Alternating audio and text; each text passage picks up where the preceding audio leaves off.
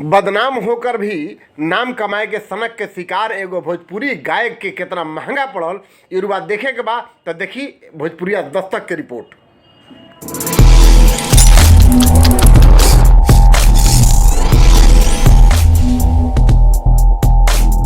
नमस्कार, रुआ देख रहे बानी भोजपुरिया दस्तक। भोजपुरिया भाषा, भोजपुरिया के मिठास, भोजपुरिया के सुगंध के अगर रुआ प्रेमी हैं, सुने वाला हैं, पसंद करेला तो जान ली कि ये भाषा के गंदा करे खातिर, ये भाषा के मिट्टी में बेड़ा गर्क करे खातिर बहुत से लोग जीमा ले ले बा और वैसने गीत फुहर गीत गावल जा रहा बा, फुहर बात कहल जा रहा बा, फुहर चीज देखावल जा रहा बा, जौना के लोग बहुत चाव से देखता। दोस्त गाभू वाला के नहीं खे, देखे वाला इतना ज़्यादा बा गंदा चीज़ के कि वो मिलियन में जा रहा बा। और ऐसने एगो मामला आइल बा जौना के चलते एगो गायक के जेल जाए के पड़ल। जी, हम बात कर रहल बानी रोहतास जिला अंतर्गत विक्रमगंज अनुमंडल के दिनारा थाना क्षेत्र के भानस ओपी गांव एगो बा डुइया, ओजा के रहे वाला बान पंकज सिंह। जी, पंकज सिंह वो गायक कलाकार हन जौन खेसारी लाल यादव के बेटी के खिलाफ माने उनकरा पर लगाते हुए एगो ऐसा गीत गए बड़न जौना के चलते तूफान खड़ा हो गई।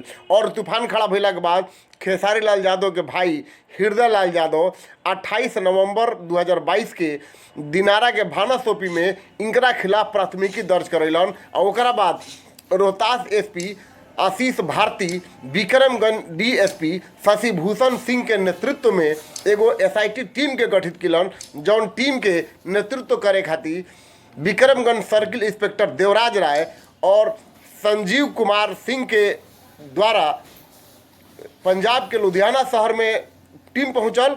अब वैजा इनकरा के 23 दिसंबर के रात में करीब 10 बजे इनकरा वो डेरा से गिरफ्तार कल गई, जौना डेरा में ई बड़ी निम्न स्तर से रहत रहन। और ऐसा डेरा इनकर रहे, पुलिस कहलस कि ऐसा डेरा में रहत रहन जहाँ पर एगो साधारण आदमी, बढ़िया आदमी रह ना सकेला, मतलब गंदा माहौल में रहत रहन। और इनकर साथे सबसे माने जानकारी लोग लेलस तो ये जानकारी मिलल कि इनकरा पास इतना तंग हाली रहे पैसा के कि 2 महीना से अपन किराया निकल चुके जौना रूम में ही रहत रहन। जबकि इनकर साथे एगो महिला भी रहत रही। अब वो महिला के ह शादी कैले बढ़न कि नैखन के लिए ओसे माने पुलिस के कोनो लेन ना नहीं है, लेकिन मतलब क्लियर ना भइल कि उ के हई। लेकिन वो महिला अपना आप के इनकर माने पत्नी बतावत रही और ई भी उनकरा के अपन पत्नी बतावत रहन। खैर, बहरहाल इनकर गिरफ्तारी भइल और 26 दिसंबर के दिना वो टीम जौन बा आशीष भारती पुलिस कप्तान के सामने इनका के लाइल। आशीष भारती प्रेस के सामने अपन बात कहलन खुल के और बतेलन कि इनकर है ही मामला बा, हे मामला इनकरा के जौन बा पुलिस गिरफ्तार के बा। ओकरा बाद 27 दिसंबर के इनकरा के न्यायिक हिरासत में भेज दिल गई और पंकज सिंह अब जेल में चल गए बन।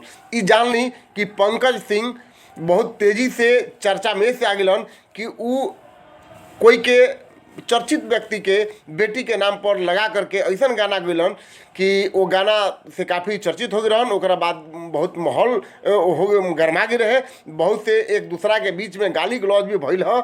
लेकिन ये गाली गलौज से कुछ लोग बहुत आनंद भी लेते रहे और बहुत लोग एक से नाराजगी भी व्यक्त कल। हमरा वो दोनों से कोई मतलब नहीं है, लेकिन खबर है तो खबर लौकबे करी। और रुआ अगर हमारा खबर से कोनो दिल के भावना पर ठेस पहुंचत हुई तो हम रुआ से क्षमा प्रार्थी बानी। लेकिन एगो पत्रकार के रूप में, सजग प्रहरी के रूप में खबर देखावल हमारी काम बा। अगर हमार काम और प्रस्तुति रुआ अच्छा लगल होके तो भोजपुरिया दस्तक के सब्सक्राइब करी और फेसबुक पर देखा तनी तो फॉलो जरूर कर ली। हम ऐसा खबर प्रस्तुत करेला जौन बेदाग होके, जौन में कोनो लाग लपेट नहीं है। और हम कोई भी खबर दिखाईला ये ध्यान में रख के कि अश्लीलता कभी शामिल मत होके। जय हिंद, जय भारत। अगर अब तक ना सुन लोगे तो सुन ली कि पुलिस कप्तान आशीष भारती जी उनका के लेके का कह रहल बा। जिले में अपराधियों के विरुद्ध अभियान चलाया जा रहा है और भानस ओपी अंतर्गत एक कांड दर्ज कराया गया था, जिसमें एक नाबालिग लड़की का नाम और आपत्तिजनक फ़ोटो का उपयोग करते हुए एक अश्लील गाना गा करके सोशल मीडिया पर उसको अपलोड किया गया था तथा वायरल किया गया था कुछ लोगों के द्वारा। इस मामले में भानस ओपी कांड संख्या 292-22 दर्ज किया गया है। इस मामले में के कारण ये देखा जा रहा था कि दो पक्षों के बीच में विवाद बढ़ रहा था। इस मामले को काफ़ी गंभीरता से लिया गया तथा इसमें जो भी अपराधकर्मी शामिल थे उनकी गिरफ्तारी के लिए एसडीपीओ विक्रमगंज के नेतृत्व में सर्कल इंस्पेक्टर विक्रमगंज, एसएचओ भानस तथा अन्य पुलिस पदाधिकारियों एवं कर्मियों की एक विशेष टीम बनाई गई थी, जिनके द्वारा इस मामले में मानवीय तथा तकनीकी अनुसंधान करते हुए अपराधकर्मी के विरुद्ध साक्ष्य संकलन एवं गिरफ्तारी हेतु कार्रवाई की जा रही थी। जो अपराधकर्मी थे वो पुलिस के डर से भागे फिर रहे थे। इस संबंध में यह जानकारी मिली कि जो अपराधकर्मी हैं वो पंजाब में छुपे हुए हैं, तो पुलिस टीम को यहाँ से भेजा गया और पुलिस टीम के द्वारा वहाँ से अपराधकर्मी पंकज सिंह को, जो कि डोइया गांव के रहने वाला है तथा भानस ओपी में पड़ता है, उसको एक मोबाइल के साथ गिरफ्तार किया गया है। उक्त अपराधकर्मी के द्वारा इस मामले में अपनी संलिप्तता स्वीकार किया गया है तथा इसमें एक अन्य अपराधकर्मी के विरुद्ध भी मामला दर्ज कराया गया है, जिसकी गिरफ्तारी के लिए लगातार प्रयास जारी है। तो इस मामले में एक अपराधकर्मी की गिरफ्तारी की गई है, एक मोबाइल बरामद किया गया है तथा एक अन्य अपराधकर्मी की भी जल्द ही गिरफ्तारी कर ली जाएगी तथा इस पूरे मामले में अनुसंधान तथा गिरफ्तारी में जो शामिल पुलिस पदाधिकारी और कर्मी हैं उनको पुरस्कृत किया जा रहा है।